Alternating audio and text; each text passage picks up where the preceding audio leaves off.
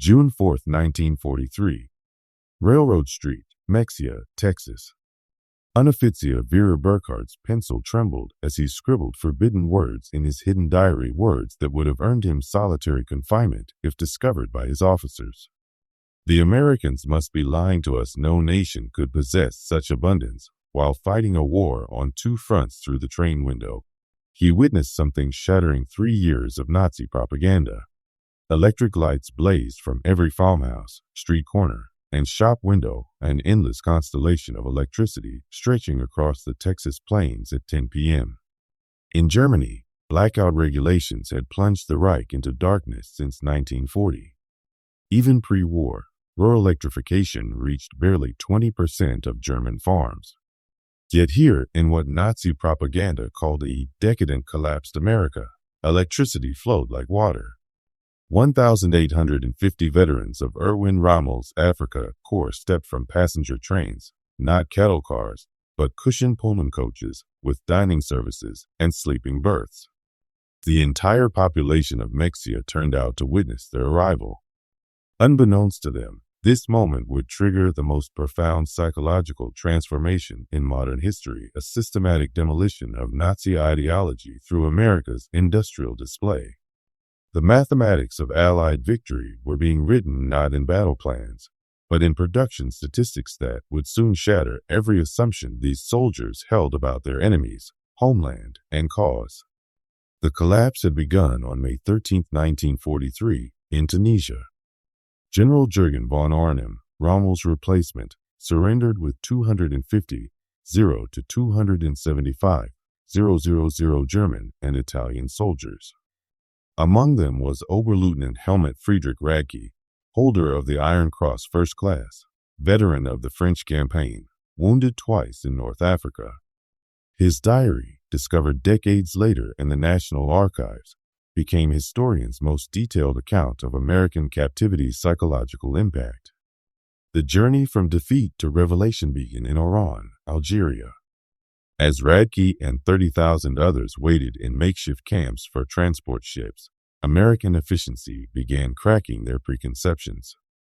The U.S. Army processed thousands daily with organizational precision, exceeding the Wehrmacht's peak. Identity cards photographed and filed, medical examinations completed, inoculations administered, Geneva Convention rights explained in fluent German by officers trained for this moment. The first real shock came with food. Oberleutnant Hans Müller, captured with the 21st Panzer Division, wrote to his mother 8 months later, "In the cage at Oran, while we waited for ships, the Americans fed us better than we had eaten in 6 months of desert warfare. White bread, real coffee, meat twice a day. We thought it was propaganda. We didn't realize this was their standard military ration." The Liberty ships carrying them across the Atlantic were monuments to American industrial capacity. The SS Robert E. Peary had been built in 4 days, 15 hours, and 29 minutes at Kaiser Shipyards in Richmond, California, a fact dismissed as impossible propaganda.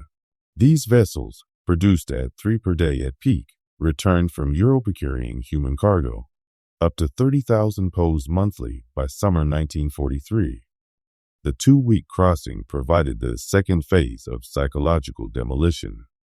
Feldwebel Kurt Zimmermann of the 90th Light Division documented in letters, "The ship's crew disposed of more food waste each day than my entire company received in weekly rations in Africa. They threw away half-eaten steaks, whole loaves of bread, gallons of milk. They did this openly, without thought, not to mock us, but because their supply was limitless."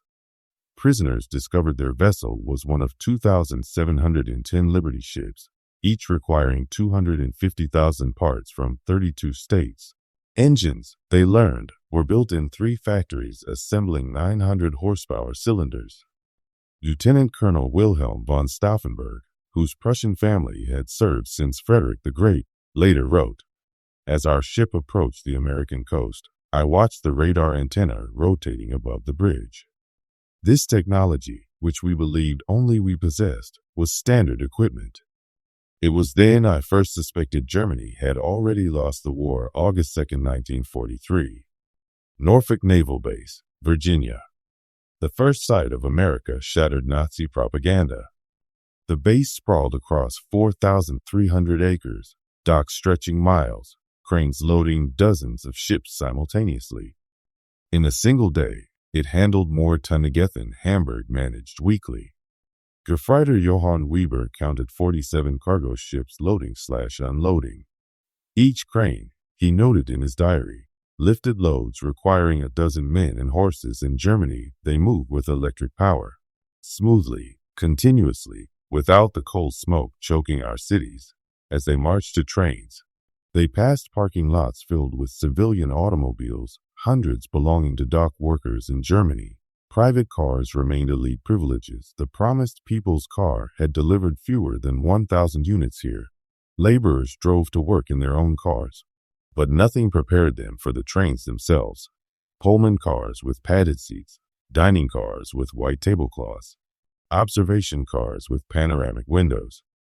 We boarded like tourists, not prisoners. Radke wrote, a sergeant apologized the air conditioning wasn't working properly. Air conditioning in August. We believed such luxury existed only in Hitler's personal train. The 3-day journey to Texas and Oklahoma proved more destructive to Nazi ideology than any military defeat through Virginia. Towns blazed with illumination. Martinsville, Danville, Greensboro, communities that in Germany would have been lucky with a single street lamp. Factories ran night shifts, parking lots full at midnight. Obergefreiter Muller, whose father was a Nazi bloc leader in Hamburg, wrote, "We passed dozens of cities that first night. Everyone had more electricity than all of Hamburg.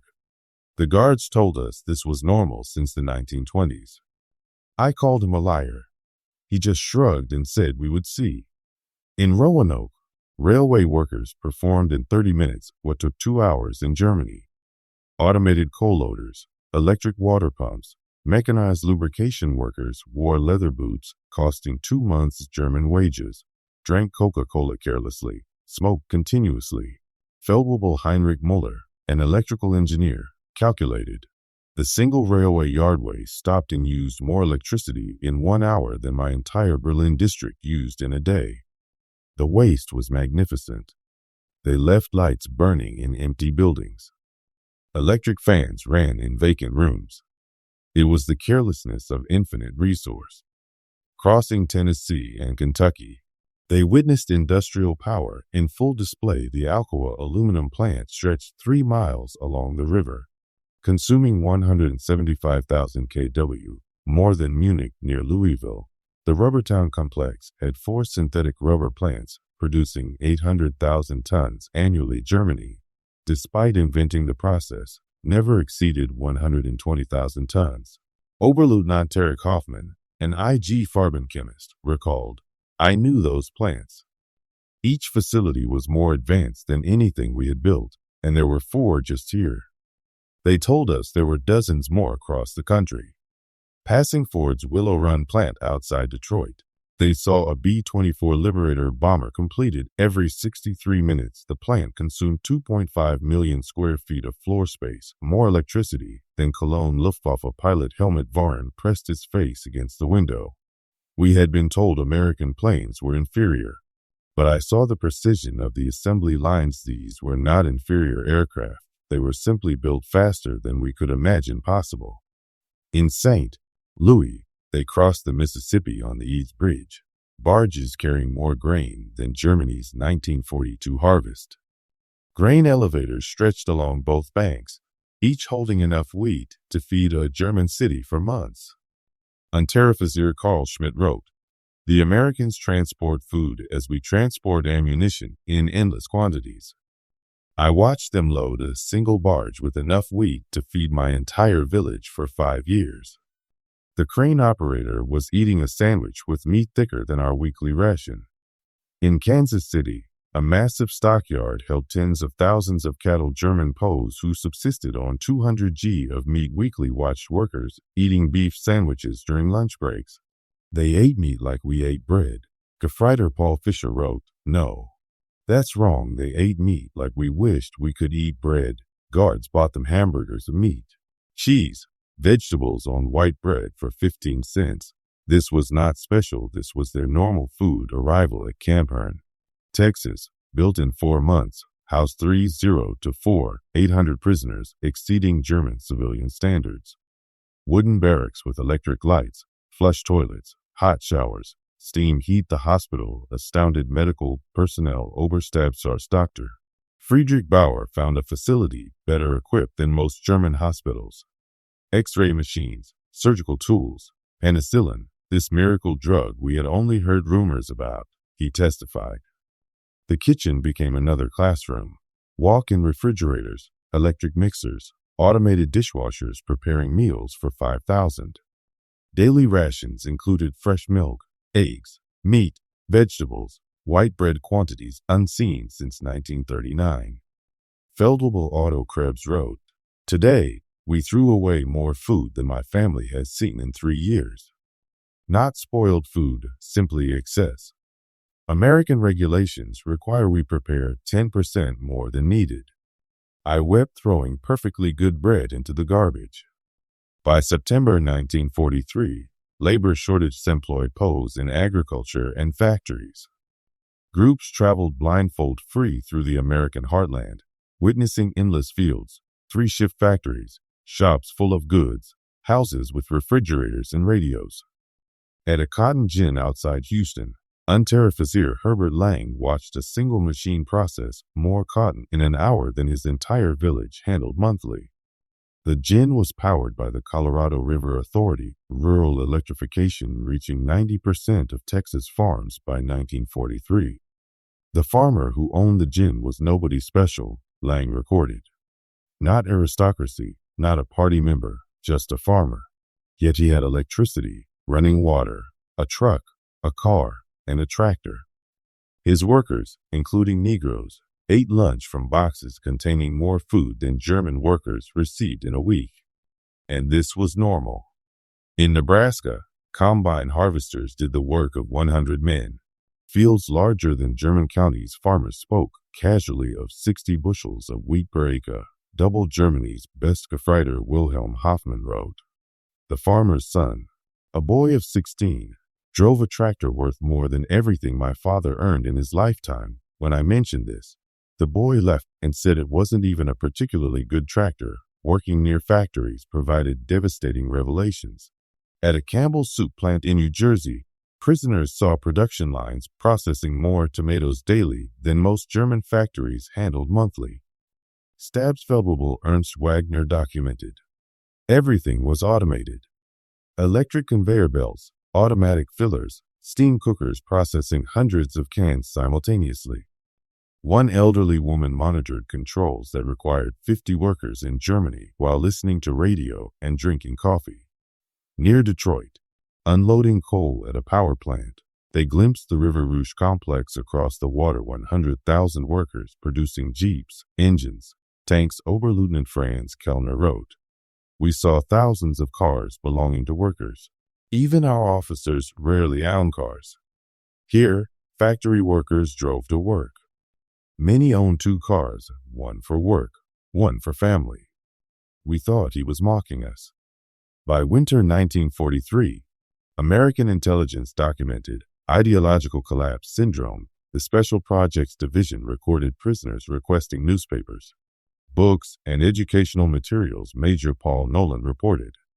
The prisoners no longer argue when shown production statistics. They have seen too much. The most fanatical Nazis have become quiet. They still maintain loyalty to Germany, but no longer speak of victory. Camp newspapers shifted from defiant nationalism to discussions of democracy and reconstruction. Lieutenant Hermann Gutz wrote, "We were told America was a mongrel nation, weak, divided, controlled by Jews. Every day I see the opposite. This is the most organized, unified, and powerful nation on earth. We were told fairy tales by criminals."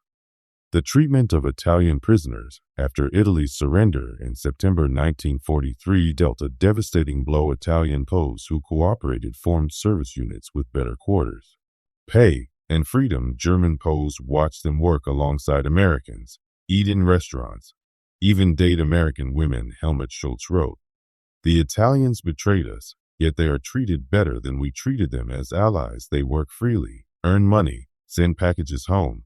The Americans show them no hatred. This democracy we were taught to despise appears more honorable than our own system. Christmas 1943 provided profound impact. American organizations sent 500,000 packages to German POWs, cigarettes, candy, toiletries, games. Local communities invited prisoners to dinners, though regulations prevented most from accepting at Campern. The Methodist choir performed German carols. Women sent homemade cookies. Boy Scouts delivered handmade cards. Oberleutnant Walter Müller, whose brother died in the Hamburg bombing, wrote, "They know we are their enemies. Many have sons and husbands fighting our armies, yet they show us Christian charity, genuine kindness." What kind of people treat enemies this way? Only those absolutely certain of victory and secure in their power. The feast defied comprehension. Turkey, ham, mashed potatoes, gravy, vegetables, pies, ice cream, quantities unseen since WW2. Feldwebel-Hansa wrote, "We ate like kings, better than German generals eat, and this was not special. The guards told us this was a normal American Christmas dinner." By early 1944, over 40,000 POWs enrolled in educational programs. The University of Chicago provided correspondence courses. Stanford sent professors to lecture on democracy and economics. Prisoners who had been told Americans were cultural barbarians discovered libraries with millions of books, universities welcoming all classes, scientific research leading the world. Dr. Wilhelm von Braun, a physicist from the Kaiser Wilhelm Institute, attended atomic physics lectures. American professors, including Jewish refugees, taught us without hatred. They spoke of science as universal. They were years ahead of German research and shared knowledge with enemies. This generosity was incomprehensible to minds shaped by Nazi ideology. Camp theaters showed Hollywood films Gone with the Wind, The Grapes of Wrath. Joseph Kramer wrote, "They hide nothing. They show their problems, failures, conflicts. Yet this honesty makes them stronger." In Germany, such criticism would mean death. Here it is considered patriotic. Spring 1944 expanded labor programs as production peaked at Higgins Boat Factory in New Orleans. Prisoners unloaded steel for D-Day landing craft. Stabs Feldwebel. Kurt Zimmerman wrote, "Women doing men's work. Negroes operating complex machinery, teenagers running drills, everything we were told impossible in a democracy, yet production never stopped. 3 shifts, 24 hours, 7 days. They produced more boats in a month than our entire Navy built in a year." At Republic Steel in Ohio, they witnessed 10,000 tons of steel daily, more than Germany's entire Ruhr production at peak. Obergefreiter Paul Hartmann wrote, "I worked at Krupp before the war. I thought I understood industrial production, but this was beyond imagination. They wasted more steel and spillage than we could produce.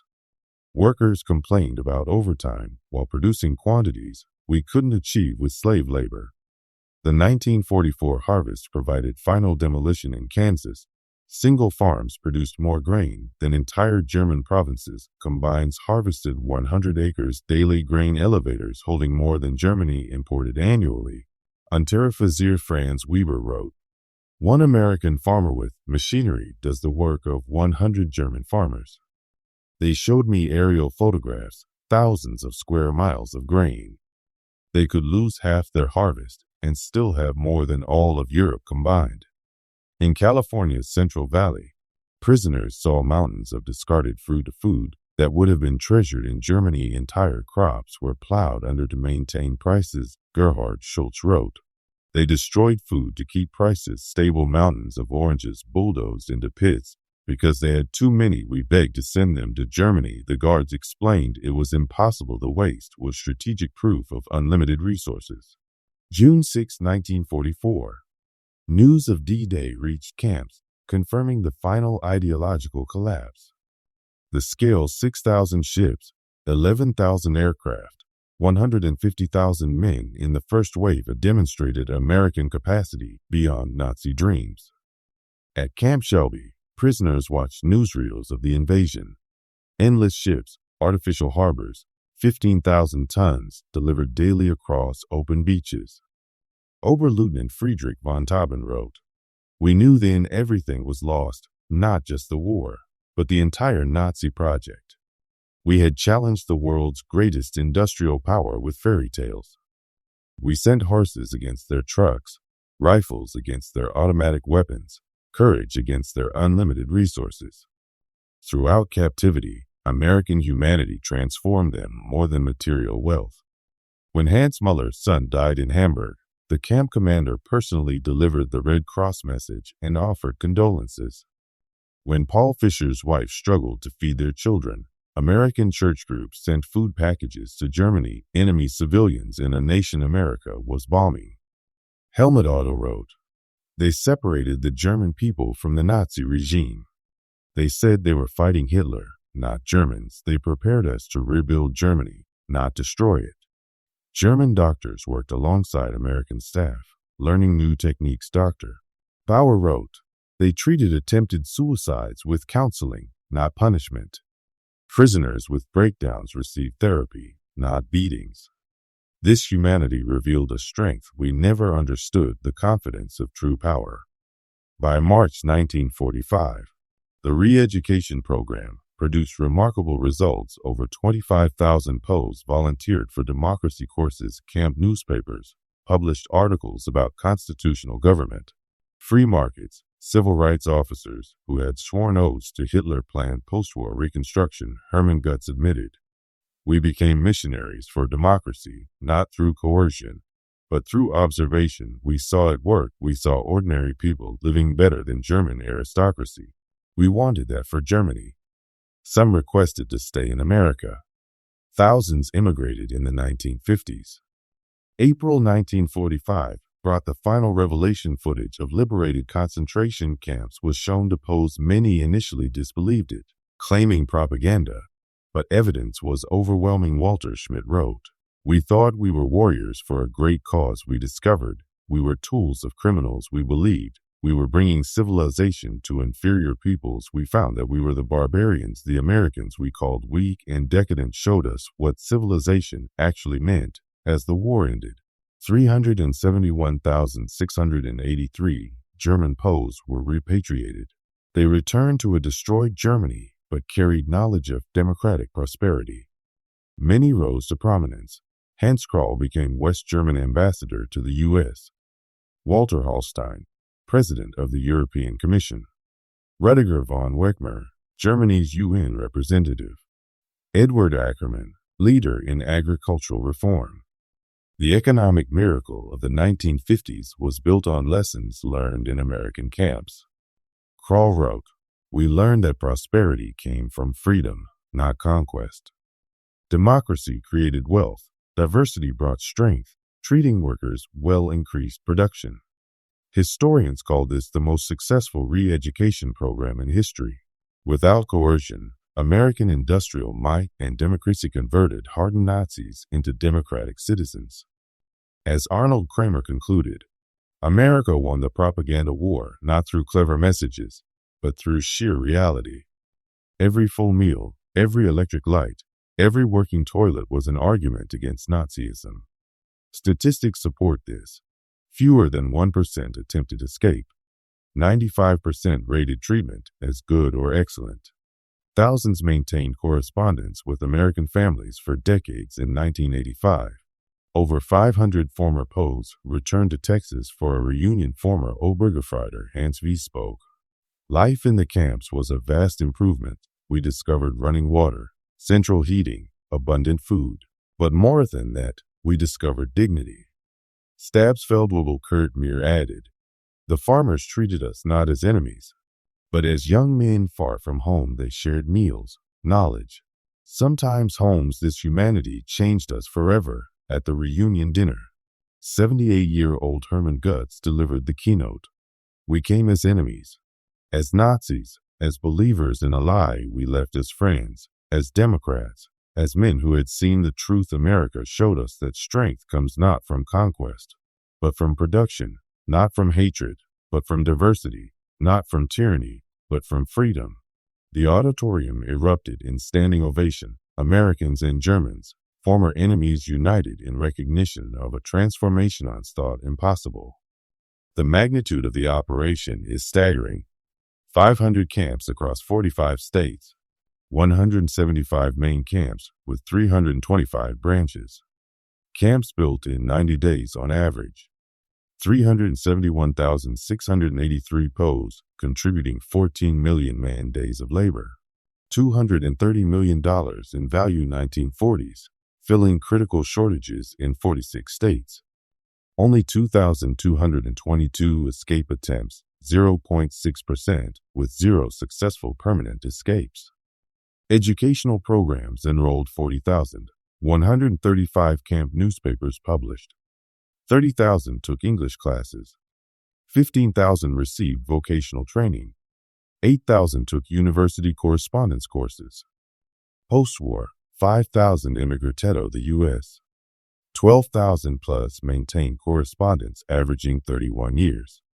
By 1945, less than 10% maintained strong Nazi beliefs. The German POWs who witnessed America's industrial might didn't just observe history, they were transformed by it. Their captivity became education. Their defeat, enlightenment. Their imprisonment, liberation from ideological chains. America's greatest victory wasn't on the battlefield, but in prison camps where democratic prosperity accomplished what armies could not. The complete transformation of enemy minds. They arrived believing in German superiority and American weakness. They left knowing the truth. The trains that brought them in 1943 carried warriors of the Third Reich. The ships that returned them in 1946 carried architects of democracy. They had seen the future, and it worked. Their story stands as testament to a profound truth. The most powerful weapon in America's arsenal was not military might, but the overwhelming evidence of a free society's capacity to create abundance. In their transformation lay the seeds of Europe's post-war redemption and the final defeat of the Nazi dream.